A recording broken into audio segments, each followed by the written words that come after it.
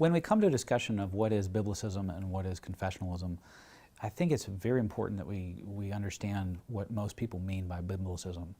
When the term Biblicism comes up, you'll frequently hear somebody say, no creed but the Bible, or they'll say something to the effect of, we only use the terms that are found in the Scriptures and nothing else.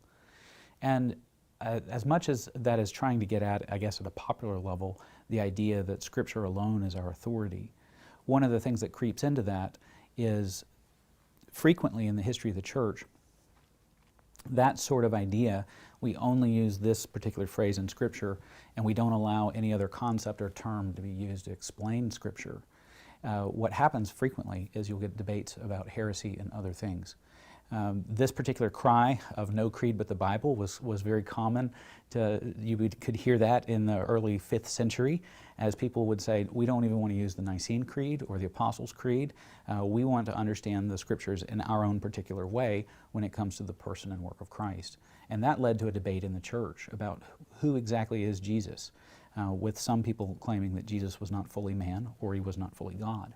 And so a lot of the terms that developed in that environment were things that found their way into the early creeds. These were attempts to exegete the Scriptures for public confession of faith. So that, contrary to popular belief, creeds and confessions are actually exegetical reflections on what the Scriptures mean and how those govern our communities.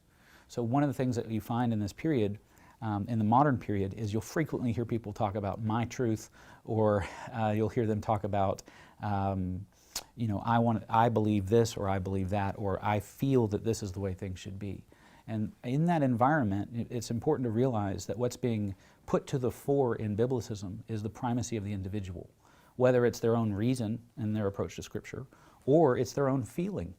So in both of those situations, you're dealing with someone who is trying to understand the Scriptures on their own terms, without any connection to history, without any connection to the life of the church, or anything that's come before it.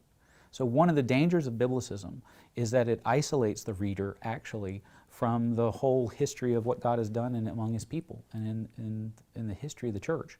Confessionalism, by contrast, is an attempt to link our beliefs not only to what we see in the Scriptures today, but also to what has always been the case in the history of the church and what has been claimed by the people of God.